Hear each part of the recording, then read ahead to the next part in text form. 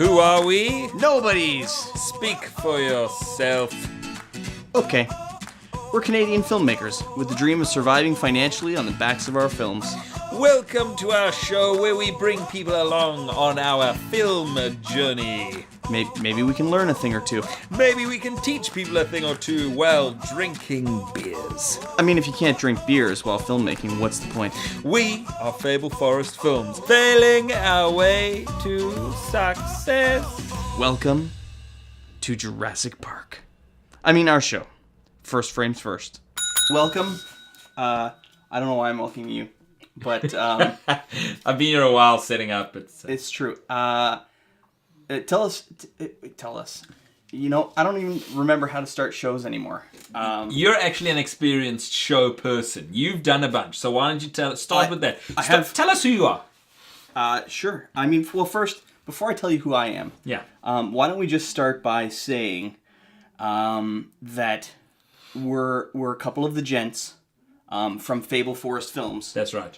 Based out of Kitchener-Waterloo, Ontario. That's who we are. This is Adrian Konstant. I'm Jason Green, and what, Adrian? Why do we want to start a show of some sort?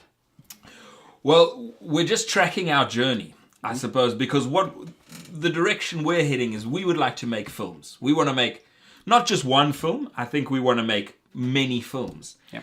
And the thing is that what we're trying to work out is we're trying to, crack the code. Mm-hmm. How can we get a return? If we put $5,000 into a film, how are we going to make that money back? And once we crack that code, we could hopefully become professional filmmakers. And what I mean by that is we can eventually pay the bills with filmmaking. Like you are paying for your car, you're paying for your mortgage, you're paying for your retirement by making movies, which is like the greatest life. Making your movies, which is like the greatest life anybody could have. So. And I feel like immediately we've launched into like interview mode.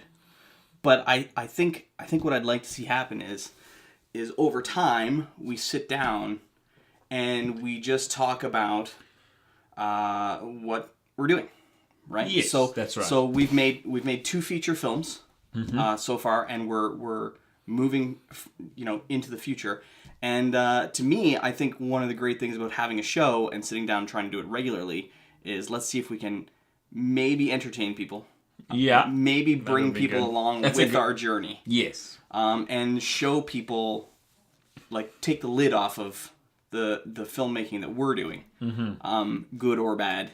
What we know about filmmaking, good or or bad. don't know. We don't know much. Very true. There's a lot of people that know a lot more than we do. 100%. But at the same time, I think that we've had experiences that other people would like to listen to. Absolutely. Possibly. Absolutely. And hear about our follies and our mistakes and whatnot. So many mistakes. I think, like, for me, what I like about the idea of having this show is that I can also, we can hold each other accountable for things. Right? Okay. So, as an example, let's I'm a little surprised, but okay. Right? So let's say, for instance, that I need to be working on a script or something. Yeah. If we're having a show every 2 weeks. That's right. It can be like a check-in.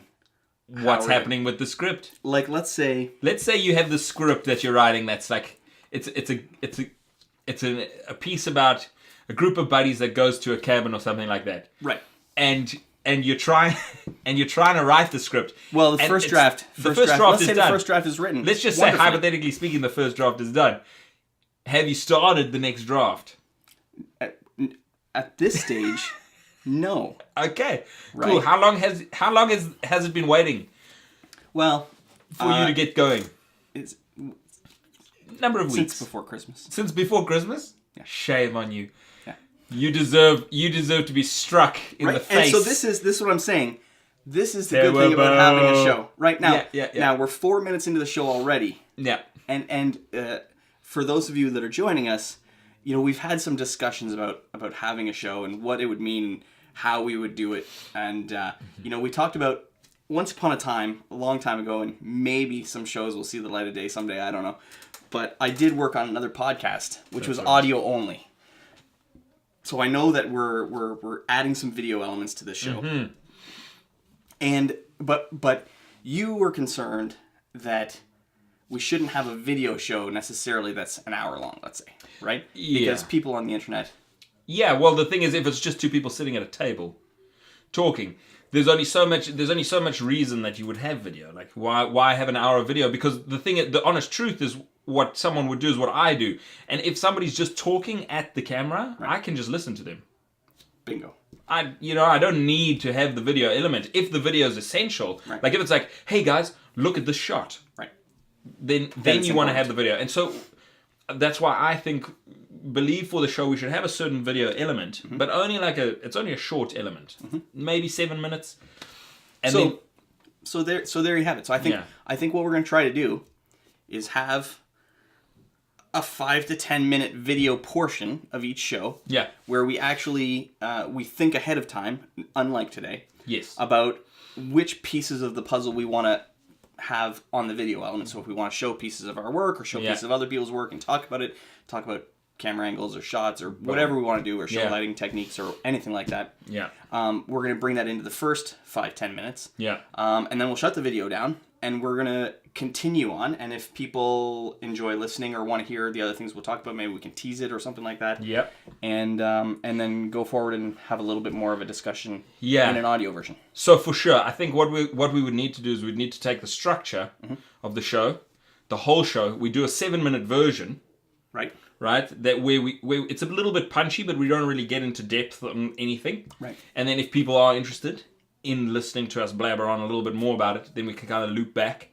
And that's when we kind of get in depth and we talk about stuff a little bit more. And we're a bit more casual. We crack a few more beers. Yeah. And it's more conversational, right? Right.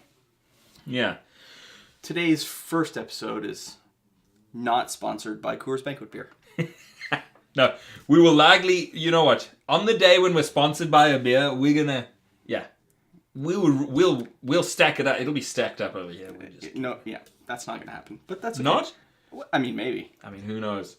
Tony's music performance was sponsored by Steam Whistle. Steam Whistle. That was awesome. Come on, that's cool. That was cool. Yeah. Okay, so format. Let's talk a little bit about format. Okay. Wait a minute.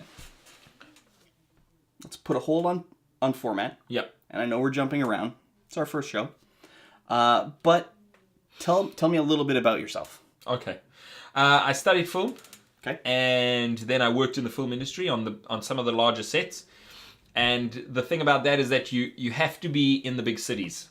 If you're going to work on set and you're going to earn your living doing that, it's awesome. I love working on those big productions. Love it.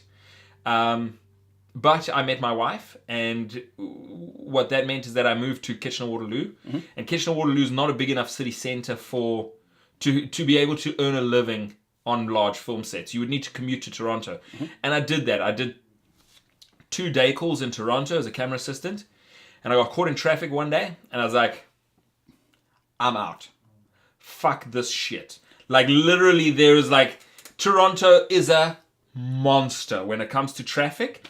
It's like out of this world, the number of lanes of traffic that are jammed and not going anywhere. Like, I was in traffic after a full 12, 13 hour day. I was in traffic for another 3 hours. I was like, and then if I did get a show that brought me back into Toronto, like feasibly coming back and forth every day was just... You could have listened to podcasts every day. Yes, but my wife would have slit my throat in the night with like a spoon. You know? Not like, oh, you hardly felt it, now you're bleeding out. Like, you have to You know why she would use a spoon? Tell me why. Because it would hurt more. Yes, exactly. This is the point I'm making. Robin Hood, Prince of Thieves. Yeah. Way to steal. Good and job. you know what? And he's funny as well in that villain. Yeah. He's funny. It's a very comedic role. He's dead now. Yes, I know. Very sad. Yeah, very he was sad. awesome. He was awesome. Yeah, Snape. Yeah. Hans Gruber. That's not his name. No, it's Alan Rickman, but Hans Gruber in Die Hard movies. Movie. Okay. Cool. So, yep.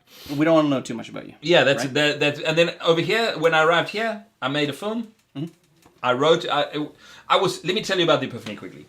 Sure. I was standing on set, watching all these people run around, and I was like, and I looked at the sides that I was holding. Yay big, and it had some text. And I just pictured the writer sitting in their underpants, like, just out of their imagination. They just pulled this thought, and they were like, yeah.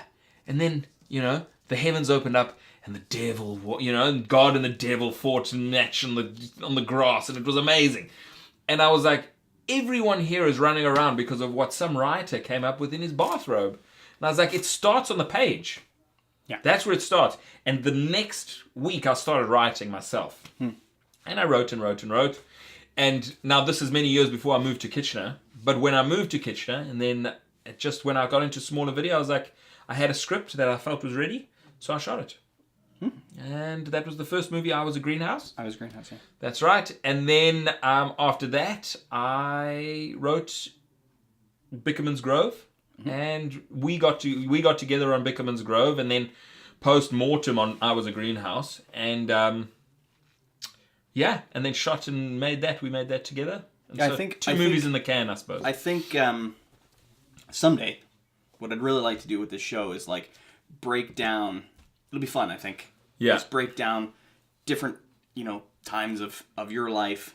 You know, bring in cast and crew and people from the first two movies. Yeah. Or we can have guests of any type. Yeah. And chit chat about stuff. Because we definitely want to get experts. You know what I mean? Mm-hmm. People that know some shit, even if they're just on the phone. Yeah. So Jay, tell us a little bit about Jason Green. Yep. So for me, I moved. Always been in like a tech field. Yeah. Have been a manager for a major tech firm for 7 or 8 years now. But always loved film. Always. Let me change that. Always loved going to the movies. Yeah. Not a huge film buff per se. Yeah. I wouldn't say. I classify, you know, film buffs as, you know, people that study. Yeah. I just immerse, you know, just love. Ingest A lot of movies. And, you know, all growing up, loved movies. I started to want to become a writer when I was in high school. Yeah. Now, is this, you wanted to become a film writer or script writer, yeah. Script writer, Yeah, screenwriter. for sure. Yeah, right out of the gate. My first concept for a film was Ghostbusters 3. So I wrote a large Ghostbusters 3 Thanks for listening to the Fable Forest Films podcast. First frames first. Yes, first frames first. Thank you, Jason. Welcome. If you enjoyed, head over to our website, www.thefableforest.com. Check out our films and sign up for our newsletter where we will send you exclusive content. Hit us up on our socials, Facebook, Twitter, Instagram, always at The Fable Forest. And share our show with your friends. It'll really help us out a lot. Dream big. Work hard.